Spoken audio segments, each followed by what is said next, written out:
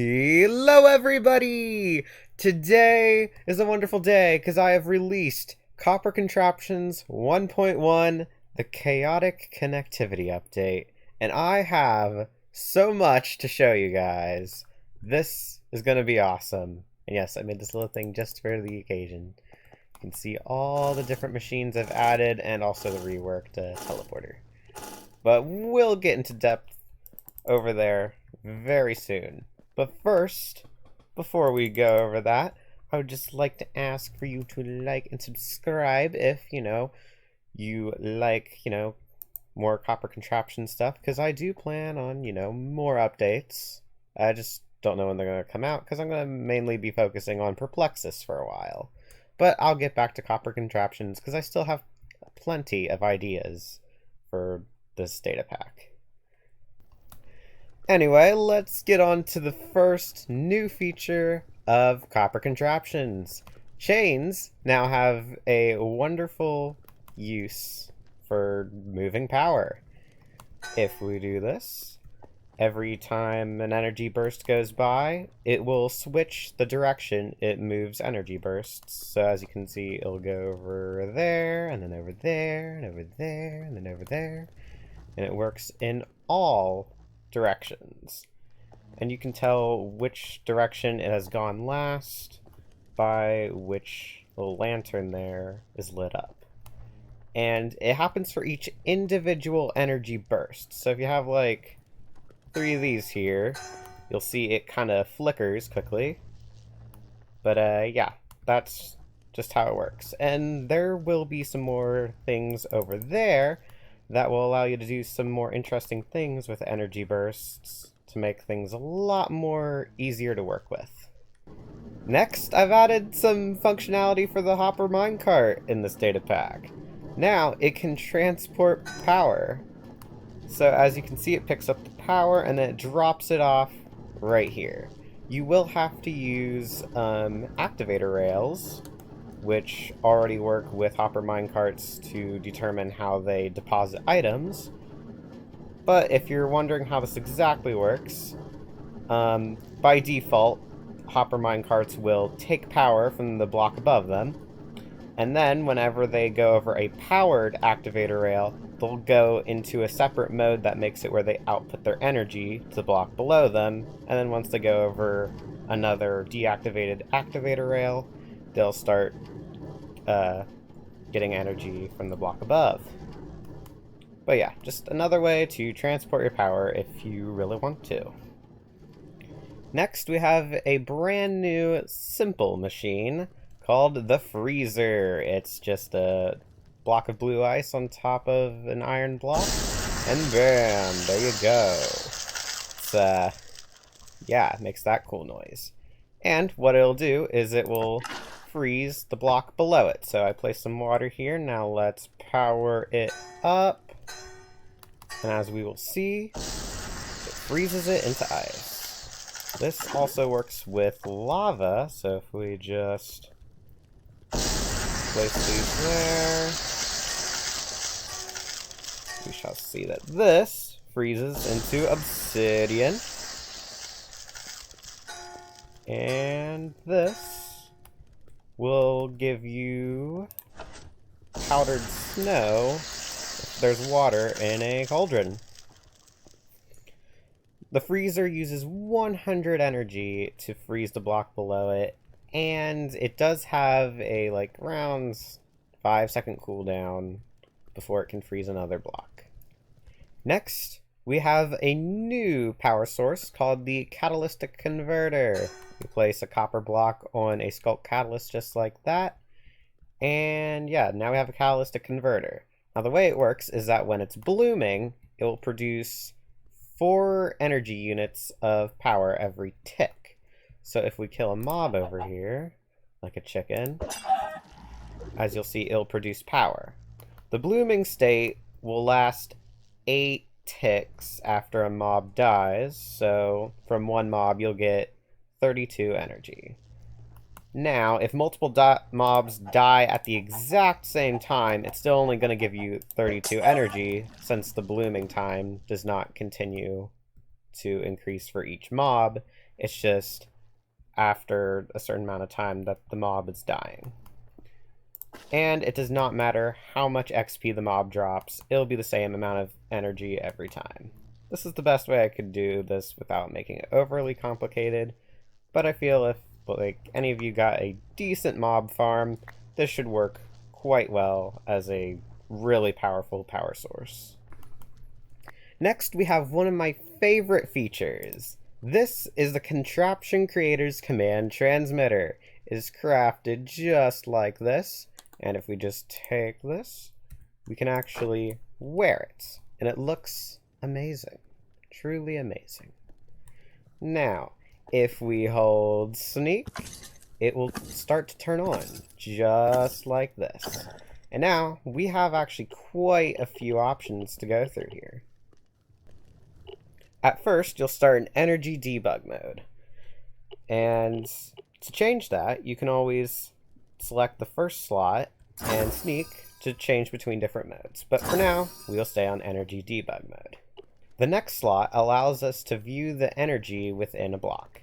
So if we get this producing some power, we can then sneak while this little thing right here made out of like blue particles shows us what block we're selecting. If we just sneak, there we go, it shows us how much energy we got inside of the block.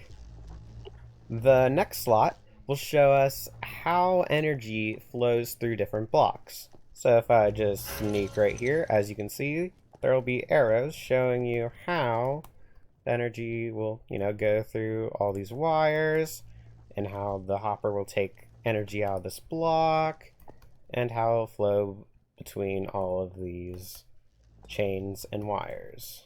It's very useful for whenever you're working on something and you just need to know, okay, where is this energy actually going?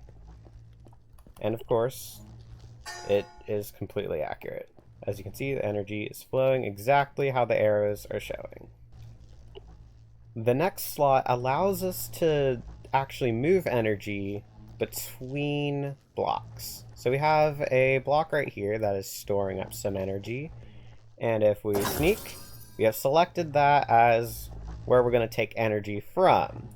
Now if we select this slot here, we can select a block to put energy in, or if we want to put energy on a block, like in the air, if you want to like just get the energy out of a block and don't really care where it goes, then you can also select this slot, and then of course sneak to put the energy wherever you want it. So here we go, I've put it in this chunk loader, and as you can see, it is definitely loading the chunk since we got purple particles. And of course, we can then take this out and just, let it be free, and now we have got red particles. So yeah, that is all of the options in the energy debug mode. Next, we got machine configuration mode. So in this slot, we can show the machine configuration, which will be useful for our next machines, but not quite useful for the chunk loader. So let's move on to this next slot, which allows you to move a machine. So if I just sneak, and now if I select this slot, I can then place the chunk loader anywhere I want, and it even works in other dimensions. Like I can just go through this portal and it should work as long as it's loaded, which currently it's not loaded. How about I move some energy from over here? And there we go. Now there's energy inside of here and the chunk is being loaded. And now, if I go back to machine config mode and move the machine, we can move this into an entirely different dimension. And as you'll see, bam, it's right here, working just fine. And I can move it back. Since it still has the energy to load the chunk that it's in, I can just move it right on back, just like that. And whenever you do move it, don't worry, it did unload this chunk earlier. It's smart like that. It will not accidentally load a chunk forever because you moved it out of the chunk that it was loading. Which, I'm glad I fixed that bug a while back. Next, we got the transformer. The transformer can be made with an iron block and a redstone lamp, just like that. And what this does is it will take in energy and kind of output it at whatever rate you want. So if we switch to machine config mode and we show the machine configurations, as you can see, we have the delay and burst size that we can choose from. The burst size determines how much energy is in each energy burst, which we will see what an energy burst looks like in a second. Let's just make it 5, right? And also, one thing to note is if you left click, it'll change the number by 20, and right click, it'll just change it by 1. So that's one thing to remember when configuring your machines with values. So yes, our burst size is now 5, and if we go to delay, let's make it 1 tick a second. So that means, or 1 tick of delay, not 1 tick per second. Sorry. But yes, so that means every tick, an energy burst of 5 will come out of here if there's enough energy to do that.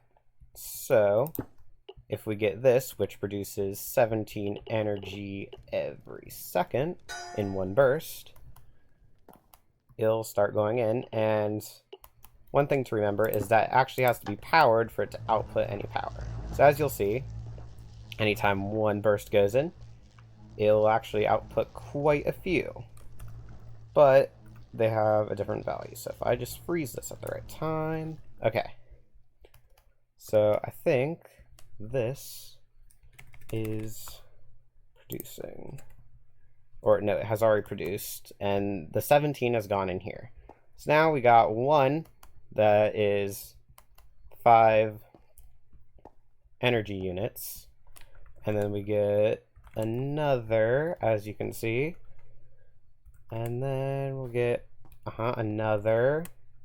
Okay, so only 3, because of course if you keep subtracting 5 from 17, you're only going to be able to do that 3 times unless you had like a little bit of energy before in there, which depending on how much energy did go in there, since you'll have like 2 left over from the 17, that 2 will then come out the next time it actually can. So sometimes there will be 3 bursts and sometimes there will be 4 bursts. But yeah, it'll only output energy if it has enough to make the burst that you wanted. This is kind of a bit complex, but once you get the hang of it, it can be really useful for distributing energy to different machines at whatever rate you want. But yeah, so if we just unfreeze, we can then set this to a higher number for the burst size. So let's set the burst size to 65. So now it'll wait until it has enough energy to burst out 65, and then it'll burst out 65. And if we set the delay to a bit higher, what you can basically do is now you can have some sort of contraption, I don't know, for like a teleporter, have it where it'll just constantly store up energy and then have people pay to use a teleporter, and you can just boop, just a quick impulse of power, and there you go. Then the energy for the teleporter for 1 teleport will go in, and your friends can teleport. You can make tons of diamonds off your friends that way. But that's just only one use for this thing. There's plenty of uses that I'm sure you guys will find for this. Next, we got the energy observer. All you need is a copper ingot and an observer, and bam! As you'll see, it is outputting redstone when it detects energy in front of it. However, you can configure it to detect specific amounts of energy. Right now, it's by default greater than or equal to 1 if it detects anything that is greater than or equal to 1, which 17 is greater than or equal to 1, then it'll output power.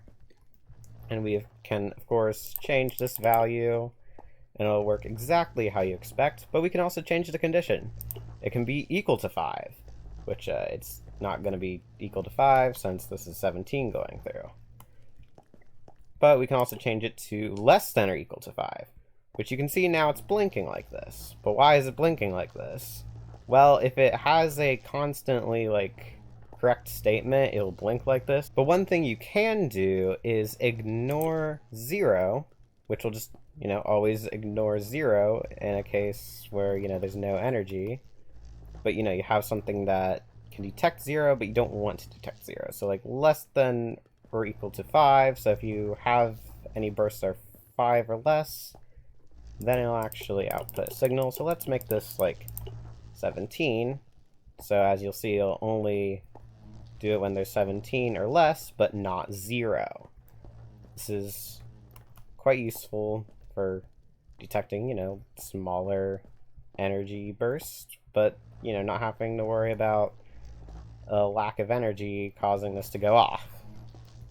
But I mean, if you do want that, then you can. It's just, it will blink whenever there is a constant correct statement with this. It's just how it works. And of course, this can also detect energy within machines.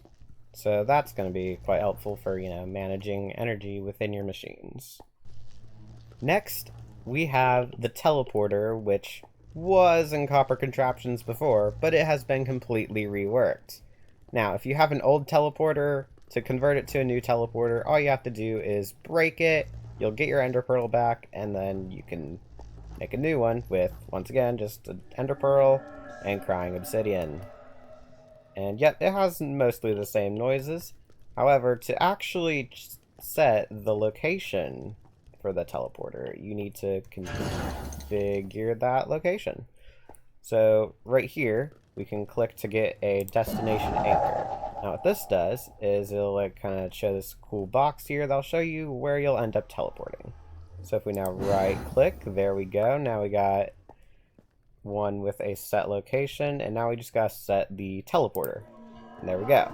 We can always reset the, nope, we're not moving it. Okay, we are moving it. Anyway, we can always set a new location if we get another one of these and set another location. But anyway, this now takes 500 energy to teleport because, yeah, this is kind of overpowered and, it now takes 500 energy instead of whatever it did before. I don't even remember since I haven't used the old teleporters since I made new ones. Anyway, if we sneak, we'll end up teleporting exactly where we set earlier. And they now work interdimensionally. So if I just go through this nether portal, and it doesn't have to be loaded. If we check this chunk loader, this chunk is not loaded at all. So we can just set that there. There we go. And we go back. And where's our teleporter? There it is. We then right click on there, and there we go. Now it is set to that location in the nether, and if we go there, bam, easy peasy. Teleporters are now, way better. Since we can now teleport between dimensions using teleporters, why not give energy away to do the same? So right here, we have a shrieker and a lightning rod that we put together, and it gives us an energy warper. It works pretty similarly to the teleporter. You get a destination anchor like that, and now we can set this to be any location. So let's actually set this to be this empty chunk loader out here. So there we go. Now our chunk loader is set to be the location that it drops off the energy, and we can just set this to wire if we wanted.